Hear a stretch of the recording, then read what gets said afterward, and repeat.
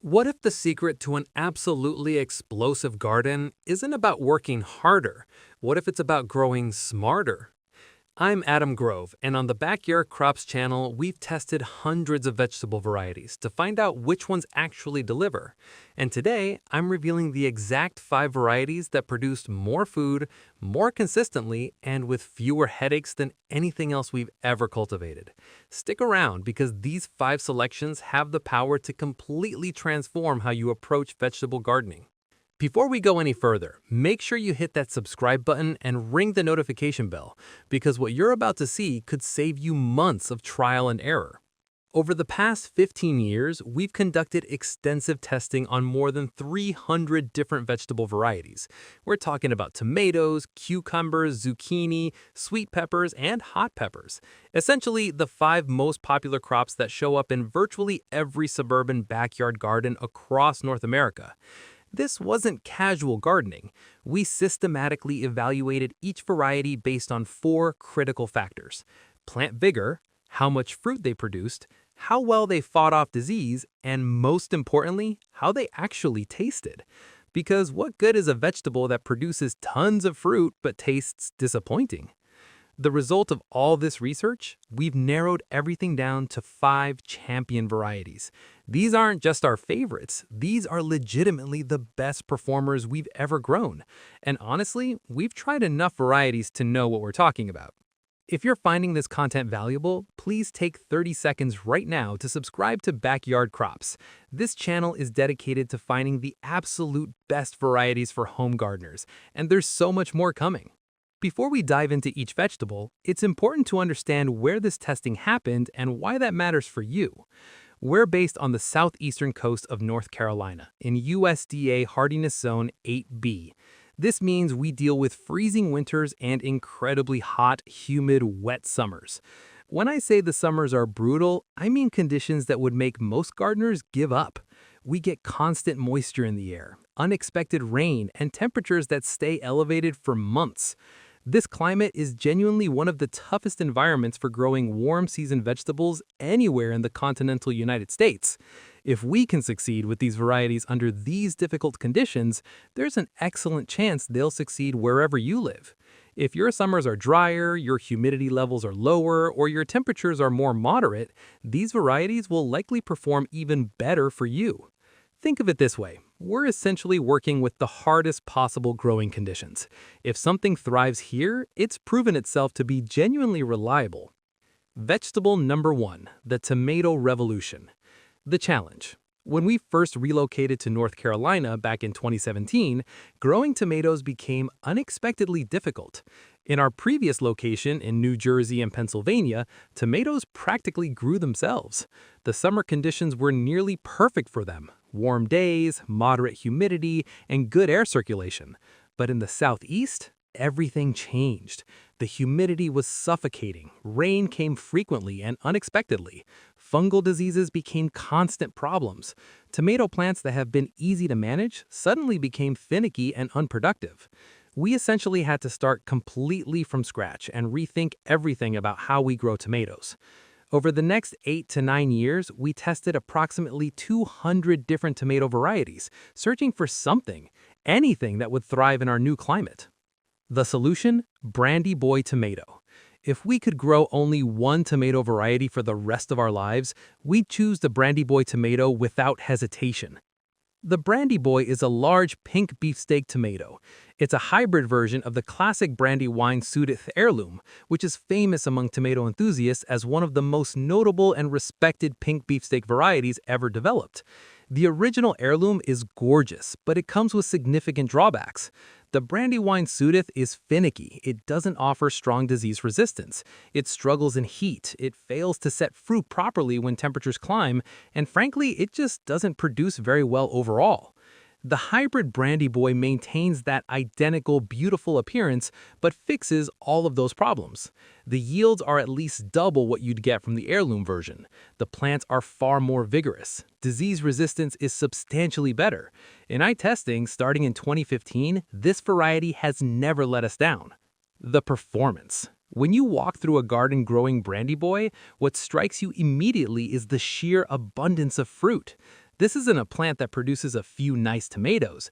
It produces massive clusters of them continuously throughout the season. Look at the branch structure, big clusters of genuine heirloom-style fruit. Despite rising temperatures and increasing humidity as summer progresses, new flowers keep opening, new fruits keep setting. All the while, earlier fruits are developing and turning color. The fruit size ranges from about 10 to 18 ounces, with an average around 14 ounces. They're genuine pink beefsteak slicing tomatoes. The seed count is remarkably low for a beefsteak type. And the flavor? It's a deep, complex tomato taste that comes with a pleasant acid bite. The kind of tomato flavor that reminds you why you decided to grow vegetables in the first place. Pink tomatoes tend to have slightly higher acidity compared to red or orange varieties, which gives them that distinctive tangy flavor that many home gardeners prefer. The most impressive aspect? We've grown countless disease-resistant tomatoes. We've cultivated many incredibly productive tomatoes. We've tasted many delicious tomatoes, but we've never found a single variety that combines all three qualities at the level that Brandy Boy does. It's the closest to a perfect beefsteak tomato we've ever grown. Vegetable number 2, the cucumber breakthrough. The journey to perfection. The search for the ultimate cucumber variety took a different path.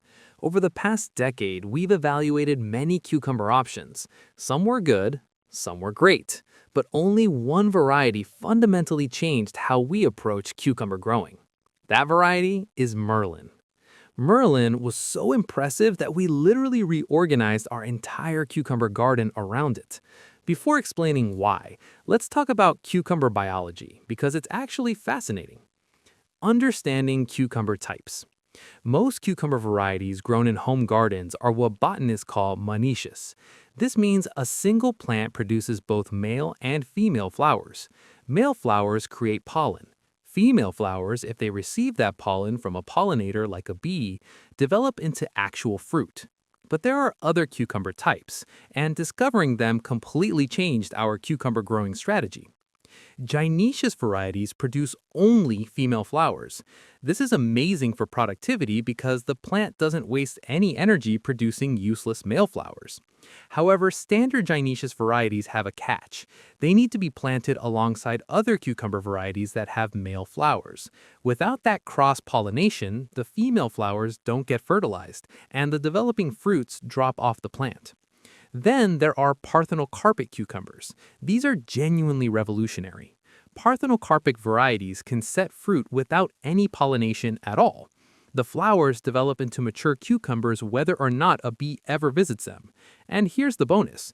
If the fruit never gets fertilized, it develops completely seedless. The entire interior is hollow, just crisp, delicious cucumber flesh with a satisfying crunch. That's the power of parthenocarpy. Share this video with someone who's been struggling with cucumber production. They need to know about Merlin. Vegetable number 3, the zucchini discovery. The difficult decision. Finding the perfect zucchini variety took considerable research, but the results have been extraordinary. However, this is the one instance where we genuinely struggled to pick a single winner, because two varieties performed so exceptionally well. We're giving the top spot to Sanabria, with a very close second place to Duna. Both deserve recognition. Sanabria, the productivity champion. The Sanabria zucchini has produced results that we've never achieved before in our garden. The plants are incredibly healthy. The production is absolutely off the charts. What's particularly striking is the fruit-setting ability. Usually, zucchini plants abort quite a few developing fruits. They grow for a while and then drop off. This happens typically when pollination is incomplete. But Sanabria somehow makes pollination incredibly easy. Flower after flower successfully develops into mature fruit. We've already harvested several zucchini from these plants, and they keep producing. The consistency is remarkable. Duna, the strong contender. The Duna variety planted right alongside Sanabria is also impressively productive. The performance metrics are nearly identical. Now here's where it gets interesting. Duna is supposedly partially parthenocarpic, meaning it can set at least some fruit without pollination. However, we haven't verified this under completely controlled conditions yet. We've seen some Duna fruit abort when pollination seems limited, which contradicts the parthenocarpic claim. If the partial parthenocarpy is real, Duna could offer unique advantages. You could theoretically grow it under insect netting, eliminating the need for pollinators while also keeping out vine borers and squash bugs. That's a significant advantage. The verdict. We're recommending Cinabria as the primary choice because it consistently outperforms in typical open garden conditions where pollinators are available. But we're also comfortable suggesting Duna because the productivity difference is genuinely minimal. Depending on your specific climate and growing situation, either variety could perform slightly better for you than the other. Both represent major improvements over standard zucchini varieties, and either choice would be excellent. Vegetable number 4, the sweet pepper revelation. The frustration. Here's a confession. Peppers have been our go-to vegetable for nearly 20 years. We've grown them longer than anything else. We've mastered pepper cultivation more thoroughly than any other crop. But despite all this experience, we've never successfully grown a truly excellent bell pepper. Bell peppers simply haven't thrived in our climate. They've been consistently unproductive. A typical plant might produce 4 to 6 decent-sized peppers across an entire season. That's mediocre compared to what you can buy at the grocery store for 75 cents. We've grown sweet banana peppers instead because they produce abundantly. But deep down, we've been disappointed. We wanted to grow quality bell peppers. The climate just seemed to work against us. Red Impact, the breakthrough. Everything changed when we tried Red Impact peppers. We purchased these on somewhat of a whim, uncertain what to expect. What we've witnessed has genuinely astonished us. The Red Impact peppers are massive. They're elongated, more so than typical bell peppers. The productivity is genuinely unbelievable. Look at these little plants covered in enormous peppers. It defies what we thought was possible in our climate. The unexpected advantages. Red Impact plants grew with incredible vigor. The transplants germinated rapidly and grew at nearly double the speed of other pepper varieties. We ended up with so many extra plants that we had to propagate them earlier than planned just to find space in the garden. Now we have Red Impact plants scattered throughout the yard. Every single one is producing large, beautiful peppers like these. It's not a fluke with one plant. This is consistent performance across multiple plants. If you've been frustrated growing bell peppers, or if you want a bell pepper substitute that actually performs well in difficult climates, Red Impact deserves serious consideration. We're honestly blown away by how well it's producing. Like this video if you've been struggling to grow good peppers. It means more people will discover Red Impact. Vegetable number 5, the hot pepper champion. The hot pepper landscape. When discussing the best hot pepper, the conversation usually lands on jalapenos. And honestly, jalapenos are incredible. They're versatile, they're delicious, they work in countless dishes. You can buy them at any grocery store for minimal cost. But here's the thing. If we're growing hot peppers in our own garden, shouldn't we grow something more interesting and distinctive? We should explore varieties that offer something the grocery store simply doesn't stock. Garden salsa is the perfect alternative. For the past decade, the hot pepper we've consistently grown above all others is garden salsa. Garden salsa is the answer when you want something more creative than standard jalapenos, while still enjoying excellent productivity and flavor. The plant characteristics are fascinating. Garden salsa appears to be something like a hybrid cross between a jalapeno and a cayenne pepper. It has the longer, thinner walls typical of a cayenne pepper, but it also maintains the girth and body of a jalapeno. The result is a pepper that balances characteristics from both parent types. The production factor. The productivity is where garden salsa truly shines. Every inch of the plant seems overwhelmed with developing fruit. It has the prolific production capability of a cayenne pepper. That means you're not getting a few peppers scattered across the plant. You're getting abundant fruit distributed throughout. Heat level and flavor. The heat level sits somewhere between a jalapeno and the cayenne. It's definitely hotter than a jalapeno. Actually, approximately 2 to 3 times spicier, but it's not quite as intense as a full cayenne pepper. If you enjoy spice, garden salsa will deliver genuine heat. That said, the heat is manageable. If you remove the internal membrane and seeds, the remaining flesh is actually quite tolerable. A mature jalapeno is easily recognizable. It develops brown striations and eventually turns red when fully ripe. Garden salsa peppers follow a similar pattern. Mature plants produce peppers with similar brown markings, and they also turn red when fully ripe. The size difference is substantial. A mature jalapeno compared to a garden salsa pepper shows the garden salsa to be roughly 2.5 times larger. You're definitely getting more pepper for your effort.